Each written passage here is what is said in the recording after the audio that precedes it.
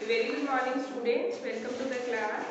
We are doing chapter number 10 in your SST book industries, ठीक है, जिसमें हम इंडस्ट्रीज के बारे में स्टडी कर रहे हैं।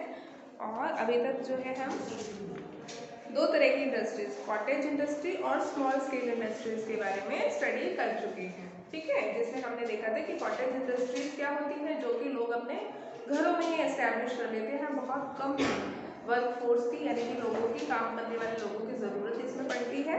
और जो आपकी स्मॉल स्केल इंडस्ट्री होती है, इसमें क्या होता है, स्मॉल मशीन्स की हेल्प से जो है हम प्रोडक्शन करते हैं और ज़्यादा रॉ मटेरियल और ज़्यादा लेबर की इसमें ज़रूरत होती है, लेकिन छोटी मशीनों की हेल्प से हम प्रोडक्शन करते हैं। दो तरह की इंडस्ट्रीज हम पढ़ चुके हैं। अब आज हम पढ़ेंगे लार्ज स्केल इंडस्ट्रीज, यानी कि जो बड़े स्केल की इंडस्ट्रीज होती हैं वो किस तरीके से वर्क करती है, उनको हम स्टडी करेंगे। So open your SST book, page number 64, first heading large scale industries, ठीक है। These industries are mainly located in places where there is proper power supply and a well-developed transport system। तो जो large scale की, यानी कि बहुत बड़े scale की जो इंडस्ट्रीज होती हैं, वो कैसी जगह पे लगाई जाती हैं, जहाँ पे पावर सप्लाई, बिजली की जो सप्लाई है वो प्रॉपर हो और वेल डेवलप्ड ट्रांसपोर्ट सिस्टम, यानी कि यातायात के साधन जो है जहाँ पे इजीली पहुँच सके, यातायात का जो सिस्टम है, ट्रांसपोर्टेशन सिस्टम है, वो पूरी तरीके से वेल डेवलप्ड हो, ठीक है। क्योंकि देखो, माल, कच्चा माल लाने के लिए हमें ट्रांसपोर्ट की ज़रूरत होगी, और जब हमारा फिनिश गुड बन जाएगा उसके बाद उसे हमें मार्केट में लेके जाना होगा, तो सड़कें प्रॉपर होंगी, या फिर रेलवे स्टेशन पास होगा, मालगाड़ियों में जो अगर हमें सामान भेजना है, ट्रक आने जाने की सुविधा होगी, ठीक है। तो प्रॉपर जब हमें ट्रांसपोर्टेशन की फैसिलिटी मिलेगी तो हम इजीली अपनी सप्लाईज को, चाहे वो रॉ मटेरियल की सप्लाई है जो हमें अपनी फैक्ट्रीज तक लेके आनी है, या फिर हमारे फिनिश्ड गुड की सप्लाई है जो हमें मार्केट तक पहुंचानी है, उनको हम इजीली पहुंचा पाएंगे, ठीक है। और पावर सप्लाई इजी होगी, प्रॉपर होगी, तभी तो हम जो है अपनी मशीनों को रन कर पाएंगे। क्योंकि लार्ज स्केल इंडस्ट्रीज पे क्या होता है, बड़ी बड़ी मशीन्स की ज़रूरत होती है। बड़ी बड़ी मशीन्स चलाने के लिए हमें ज़्यादा पावर सप्लाई की ज़रूरत होती है, ठीक है।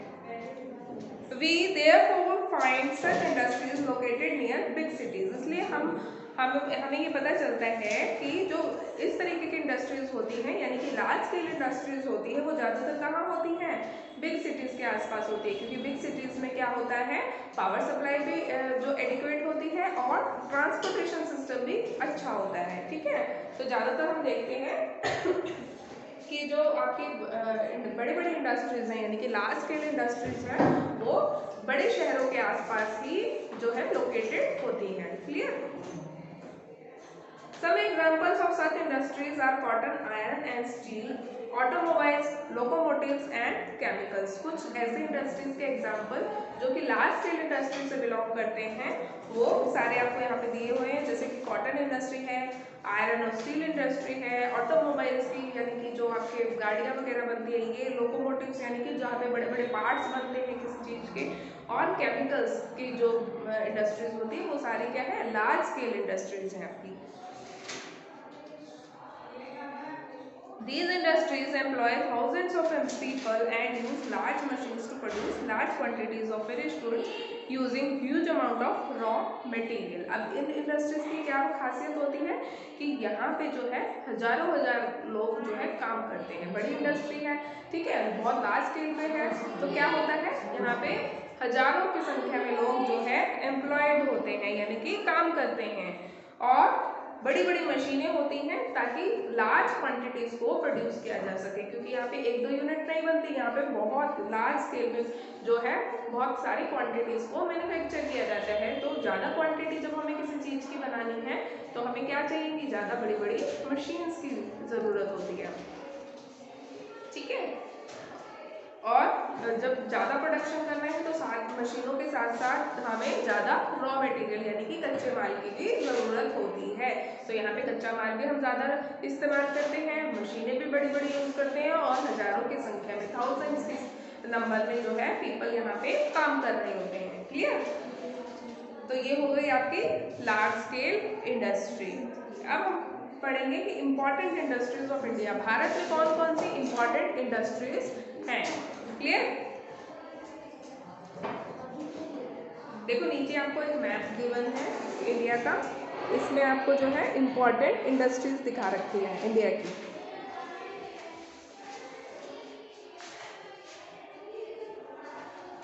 मेजर रीजन्स है और इंडस्ट्रियल डिस्ट्रिक्ट्स है जो पिंक कलर की हैं, जैसे नॉर्थ एयरपोर्ट है, रामानाथपुरम है, और रामपुर, आगरा, ग्वालियर, जम्मू, अमृतसर, लुधियाना, जो पिंक कलर में आपको दिखाई दे रही है ये सब क्या है, इंडस्ट्रियल डिस्ट्रिक्ट्स हैं। यहाँ पे बड़ी बड़ी इंडस्ट्रीज लगी हुई है, और जो ग्रीन कलर में है वो मेजर रीजन है। ठीक है, बड़े बड़े इलाके हैं। Imagine that you are setting up a paper industry. अब मान लो आप अपनी एक पेपर इंडस्ट्री, कागज की एक इंडस्ट्री एस्टेब्लिश करते हो। At the moment you are searching the location for such industry, think of at least 3 factors that you choose, your choice would depend on. अब अगर आपको अपनी लोकेशन को जो है फाइनल करना है कि किस जगह आपको जो है अपनी कॉटन की इंडस्ट्री लगानी है, तो आप ऐसे 3 कौन से फैक्टर्स होंगे जिनको आप ध्यान रखोगे अपने लोकेशन को चूज करने में। Discuss with your friend and make a list. देखो कॉटन की अगर आपको पेपर की अगर आपको इंडस्ट्री लगानी है, तो आप उसकी लोकेशन किस तरीके से फाइंड आउट करोगे, क्या 3 जो फैक्टर्स होंगे जिनको आप ध्यान में रखोगे। Do not forget to think of some measures that you can take to protect the trees as well। आपको कुछ ऐसी बातों का भी ध्यान रखना पड़ेगा, क्योंकि देखो पेपर फैक्ट्री जो है, पेपर किससे बनता है, पेड़ों से। तो आपको ये भी ध्यान रखना पड़ेगा कि आप पेड़ों को किस तरीके से प्रोटेक्ट करते हैं। तो देखो सबसे पहला फैक्टर क्या होगा, जब आप लोकेशन देखोगे तो ऐसा एरिया जहाँ पे आपको रॉ मटेरियल इजीली मिल सके। ठीक है, तो सबसे पहली चीज आप ये देखोगे कि रॉ मटेरियल कहाँ से आपको सस्ता और आसानी से मिल सकता है। दूसरी चीज क्या देखोगे आप, ट्रांसपोर्टेशन की फैसिलिटी वहाँ पे है या नहीं है। ठीक है, यही चीजें हमने देखी थी ना।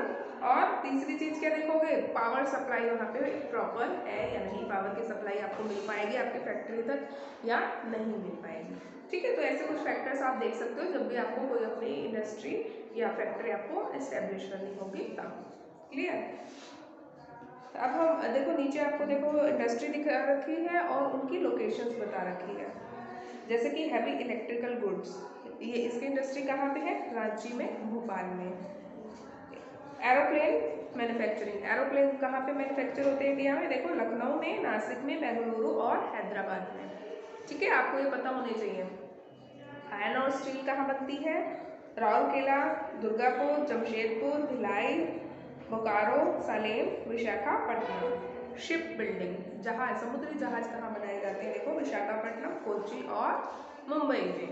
ठीक है, ऑयल रिफाइनरी कहाँ पे है, विशाखापट्टनम, दिग्बोई, ट्रॉम्बे, मथुरा, बारौनी और कोच्चि में। ऑटोमोबाइल्स यानी कि आपकी गाड़ियाँ वगैरह कहाँ मैन्युफैक्चर होती है, मुंबई, पुणे, कोलकाता, गुरुग्राम, जमशेदपुर, जबलपुर, नासिक और चेन्नई में। Computer goods and parts, computer के पार्ट्स या कंप्यूटर से रिलेटेड गुड्स कहाँ पे बनते हैं, हैदराबाद, बेंगलुरु, चेन्नई और कोलकाता में। सीमेंट कहाँ पे बनता है, देखो राजस्थान, गुजरात, महाराष्ट्र, मध्य प्रदेश, आंध्र प्रदेश और तमिलनाडु में। फर्टिलाइजर्स यानी कि खाद कहाँ पे बनती है, महाराष्ट्र, तमिलनाडु, गुजरात, केरला, पंजाब और बिहार में। शुगर, चीनी कहाँ बनेगी, देखो उत्तर प्रदेश, पंजाब, हरियाणा, मध्य प्रदेश। हरियाणा में क्या बनती है, देखो चीनी, आपको याद रखना है। ठीक है, बाकी उत्तर प्रदेश, पंजाब, हरियाणा और मध्य प्रदेश में। फार्मास्यूटिकल्स को देखते हैं हम कहाँ कहाँ बनते हैं, जो दवाइयों से रिलेटेड फार्मास्यूटिकल्स के प्रोडक्ट्स होते हैं, वडोदरा, मुंबई, दिल्ली और कोलकाता में। वुलन्स, गर्म चीज़ें कहाँ बनती है, कपड़े, गर्म कपड़े, अमृतसर, लुधियाना, पानीपत, मुंबई, कानपुर, मिर्जापुर, जमुनानगर और श्रीनगर में। ठीक है, कॉटन टेक्सटाइल्स कहाँ पे हैं, कोलकाता, अहमदाबाद, वाराणसी, बेंगलुरु, चेन्नई, कानपुर और मुंबई में। जूट कहाँ पे बनता है, कोलकाता में। सिल्क कहाँ पे बनता है, देखते हैं, मैसूर, कांचीपुरम, बेंगलुरु, कोयम्बटूर, सूरत, मुर्शिदाबाद, भागलपुर और वाराणसी में। तो ये क्या है, हमारी मेजर इंडस्ट्रीज हैं जो कि इंडिया में है, और उनकी लोकेशंस आपको बताई है कि कहाँ कहाँ पे इनकी लोकेशन है, कौन सी इंडस्ट्री कहाँ पे लोकेट करती है। क्लियर। ठीक है, ठीक है स्टूडेंट्स। अब आगे स्टडी करते हैं। The Indian industry is trying to keep pace with the latest development in science and technology. जो भारतीय इंडस्ट्रीज है वो कोशिश कर रही है कि जो लेटेस्ट टेक्नोलॉजी है, लेटेस्ट साइंस और टेक्नोलॉजी की जो डेवलपमेंट है उनसे जो है कदम से कदम मिला के चल सके, यानी कि जो भी नई नई डेवलपमेंट होती है उनको अपने बिजनेस में, अपनी इंडस्ट्रीज में अडॉप्ट कर सके। ठीक है, कोई नई मशीन आती है या कोई नई टेक्निक आती है तो इंडिया की जो इंडस्ट्रीज है वो भी कोशिश करती है कि उनको अपना सके। In the last few years country has made good progress in the field of computer application and space research. पिछले कुछ सालों में हमारे देश ने जो है काफ़ी प्रोग्रेस करी है। किसकी फील्ड में? देखो, कंप्यूटर एप्लीकेशन में। कंप्यूटर एप्लीकेशंस के जो क्षेत्र है उसमें हमने बहुत ज़्यादा जो है प्रोग्रेस करी है। दूसरा स्पेस रिसर्च। स्पेस रिसर्च क्या होता है स्टूडेंट्स? देखो, जो अंतरिक्ष में जाके जो दूसरे प्लैनेट्स, दूसरे जो आपके ग्रह हैं उनके बारे में या दूसरी कैलेस्ट्रियल बॉडीज हैं उनको स्टडी करते हैं, तो स्पेस रिसर्च के फील्ड में भी हमने बहुत ज़्यादा प्रोग्रेस करी है पिछले कुछ सालों में। ठीक है, in this process they also give jobs two thousands of people. अब देखो, जब हमने इन चीज़ों में उन्नति करी है तो हमने हजारों लोगों को नई नौकरियां भी दी हैं। जब भी हम कोई डेवलपमेंट करते हैं, कोई नया काम करते हैं तो उसमें लोगों की ज़रूरत पड़ती है। लोगों की ज़रूरत पड़ती है मतलब लोगों को हम नौकरियां देते हैं। तो इन दोनों ही क्षेत्रों में लोगों को, थाउजेंड्स ऑफ पीपल को हमने नौकरियां भी दी हैं। The finished products is sold in the Indian market. जो फिनिश्ड प्रोडक्ट्स क्या होता है, हमने पढ़ा था पिछली क्लास में, जो तैयार माल होता है, जो फाइनली जो बनके फैक्ट्री से तैयार होकर बाहर निकलता है, फिनिश्ड फूड जिसको हम यूज करते हैं, कंज्यूम करते हैं, रॉ मटेरियल जिससे सामान बनाया जाता है, फिनिश्ड फूड या फाइनल गुड जो फाइनली तैयार होकर मार्केट में बेचने के लिए लेके जाया जाता है। तो जो फिनिश्ड प्रोडक्ट है उसको इंडियन मार्केट में बेचा जाता है। And many products are even sold to other countries. और बहुत सारे प्रोडक्ट्स ऐसे भी होते हैं जिनको दूसरे कंट्रीज में बेचा जाता है, यानी कि जो भी हम मैन्युफैक्चर करते हैं उसको हम इंडिया में भी बेचते हैं और इंडिया से बाहर दूसरी कंट्रीज में भी सेल करते हैं। Clear? In this manner industries help in the development of the country too. इस तरीके से जो हमारे इंडस्ट्रीज होती हैं, हमारे उद्योग होते हैं, वो हमारे देश की डेवलपमेंट में भी हेल्प करते हैं। ठीक है, इनसे हमारी कंट्री जो है ओवरऑल डेवलप होती है। कैसे डेवलप होगी? देखो, जब हमने मैन्युफैक्चरिंग करी तो उसके बाद हम क्या करते हैं, उन प्रोडक्ट्स को सेल करते हैं, सेल करने से पैसा आता है। ठीक है, जब हम चीज़ों को एक्सपोर्ट करते हैं यानी कि बाहर बेचते हैं तो उससे पैसा आता है। तो वो सरकार को कैसे पैसा मिलता है? इम्पोर्ट ड्यूटी की फॉर्म में, एक्सपोर्ट ड्यूटी की फॉर्म में। ठीक है, तो जब भी माल हम खरीदते हैं, बेचते हैं, तो इससे क्या होता है, हमारी इकोनॉमिक डेवलपमेंट भी होती है, हमारा देश भी ओवरऑल डेवलप होता है। ठीक है, on one hand industry play an important role but one the other they are responsible for air and water pollution। एक तरफ जहाँ हमारी जो इंडस्ट्रीज हैं वो एक इम्पॉर्टेंट रोल प्ले करती है, हमने कहा ना हमारे देश को आगे बढ़ाने में, डेवलप करने में इनका बहुत बड़ा योगदान है। दूसरी तरफ जो एयर पॉल्यूशन है और वाटर पॉल्यूशन है इनको भी बहुत ज़्यादा बढ़ाने में इनका हाथ होता है। ठीक है, हमने लास्ट चैप्टर में देखा था ना वाटर फॉर लाइफ में किस तरीके से हम जो है पानी के बारे में हमने पढ़ा था, पानी से रिलेटेड क्या क्या प्रॉब्लम्स है उनके बारे में पढ़ा था। ठीक है, तो ये जो इंडस्ट्रीज होती है मेनली वाटर पोल्यूशन और एयर पोल्यूशन को बहुत ज़्यादा बढ़ाती भी है, इसमें भी इनका हाथ होता है। तो कुछ अच्छी चीज़ें तो हैं ही, ये हमारी इकोनॉमिक डेवलपमेंट में तो रोल प्ले करती ही है, लेकिन कहीं ना कहीं इनके कुछ नेगेटिव इम्पैक्ट भी है, जैसे कि पोल्यूशन को बढ़ाती हैं, मेनली एयर पोल्यूशन को और वाटर पोल्यूशन को। Cleaner methods of production are being adopted by the industries to find a solution to this problem। मतलब कि ऐसे मेथड जो है ये इंडस्ट्रीज ट्राई करती हैं फाइंड आउट करने की जो कि क्लीनर हो, थोड़े साफ मेथड हो प्रोडक्शन के। ऐसे मेथड यूज़ करके ये इंडस्ट्रीज जो है कोशिश करती हैं कि ये पोल्यूशन को कम से कम फैला सके, यानी कि समस्या को, पोल्यूशन की समस्या को कम कर सकें। ठीक है, नेक्स्ट पेज पे आते हैं, values for life. We can help by being a little careful about how we can use different things of need. अब देखो, जो भी चीज़ें हम यूज़ करते हैं अगर हम उसके बारे में थोड़े से भी केयरफुल हो जाए, थोड़ा सा भी केयरफुल होके उनको यूज़ करें तो हम जो है काफ़ी अपने इन्वायरमेंट के लिए काफ़ी कुछ कर सकते हैं। ठीक है, अपनी सोसाइटी के लिए काफ़ी कुछ कर सकते हैं। जो भी चीज़ें आप यूज़ करते हैं, अब सपोज आप पेपर यूज़ करते हैं, तो जब आप पेपर यूज़ करते हैं तो आप कोशिश ये करें कि कम से कम पेपर को आप वेस्ट करें, ठीक है। कम से कम पेपर को वेस्ट करेंगे तो कम से कम कॉपी आपको यूज़ करनी पड़ेगी, कम से कम कॉपी यूज़ करेंगे तो ज़्यादा से ज़्यादा पेड़ आप बचा सकते हैं। जितने ज़्यादा पेपर यूज़ करेंगे उतने ज़्यादा पेड़ों को काटना पड़ेगा, है ना।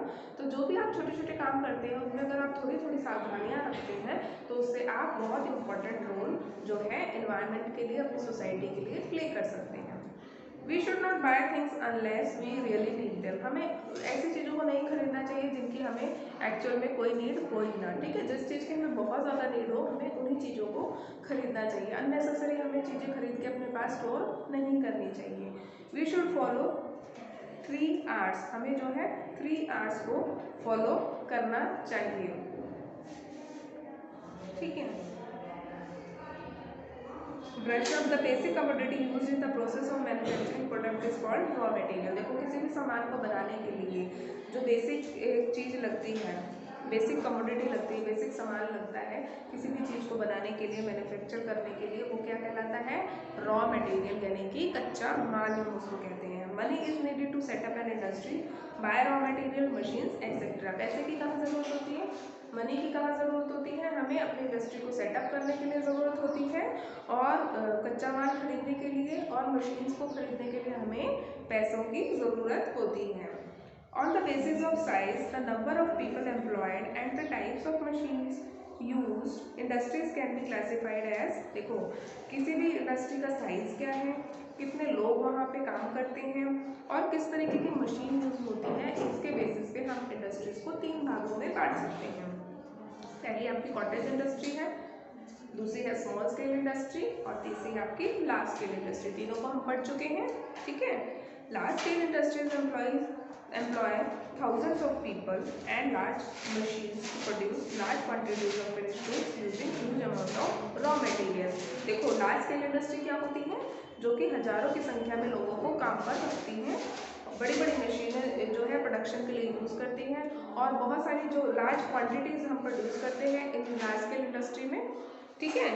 और फिनिश्ड गुड्स की और बहुत सारा रॉ मटेरियल भी फिर उनके लिए हमें लगता है। तो लार्ज स्केल इंडस्ट्री की पहचान क्या है? हर चीज़ यहाँ पे ज़्यादा क्वांटिटी में यूज़ होती है, चाहे वो रॉ मटेरियल है, चाहे वो लेबर है, यानी कि आदमी जो है बहुत सारी संख्या में काम करते हैं यहाँ पे, और बड़ी बड़ी मशीनों की भी यहाँ पे ज़रूरत पड़ती है, ठीक है। फैक्ट्री, देखो गेट द वर्ड में आओ। फैक्ट्री, फैक्ट्री क्या होती है? A place where people make things with machines. Factory क्या होती है? फैक्ट्री एक ऐसी जगह होती है जहाँ पे लोग चीज़ों को मशीन्स की हेल्प से बनाते हैं। उस जगह को हम क्या कहते हैं? उस जगह को हम कहते हैं फैक्ट्री, ठीक है। कोई भी ऐसी जगह, कोई भी ऐसा प्लेस जहाँ पे हम चीज़ों को मशीन्स की हेल्प से बना रहे होते हैं, बनाते हैं, मैन्युफैक्चर करते हैं, उसको हम बोलते हैं फैक्ट्री, ठीक है। इंडस्ट्री क्या होती है? The process of making things in factory. जो फैक्ट्री में चीज़ें बनने की जो प्रोसेस होती है उसको हम क्या बोलते हैं? इंडस्ट्री बोलते हैं। यानी कि इंडस्ट्री एक लार्ज पर्सपेक्टिव होता है और फैक्ट्री एक स्मॉलर पर्सपेक्टिव होता है, ठीक है। छोटे स्तर पे हम जो है फैक्ट्री वर्ड यूज़ करते हैं कि जहाँ एक ऐसा प्लेस, एक ही प्लेस की जहाँ हम बात कर रहे हैं कि एक ऐसा प्लेस जहाँ पे मशीनों की मदद से कुछ ना कुछ मैन्युफैक्चर हो रहा है। वहीं दूसरी तरफ इंडस्ट्री क्या होती है? सभी फैक्ट्रीज में जो ये प्रोसेस हो रही होती है मैन्युफैक्चरिंग की with the help of machines, उसको हम इंडस्ट्री बोलते हैं। क्लियर? तो यहाँ पे आपका ये 10th चैप्टर भी कंप्लीट होता है, ठीक है। इंडस्ट्री का इसमें हमने क्या क्या पढ़ा?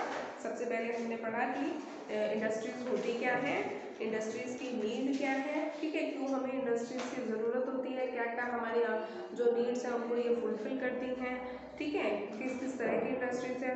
फिर हमने देखा कि टाइप्स ऑफ इंडस्ट्रीज़ क्या हैं, कॉटेज इंडस्ट्री, आपकी स्मॉल स्केल इंडस्ट्री और आपकी लार्ज स्केल इंडस्ट्री। और फिर हमने पढ़ा कि इम्पॉर्टेंट इंडस्ट्रीज़ कौन कौन सी है इंडिया में और उनकी लोकेशन क्या है। ये है देखो सारी, यहाँ पे आपको ये गिवन है कि कौन कौन सी इम्पॉर्टेंट जो इंडस्ट्रीज इंडिया में है और उनकी कहाँ कहाँ पे लोकेशन है, ठीक है।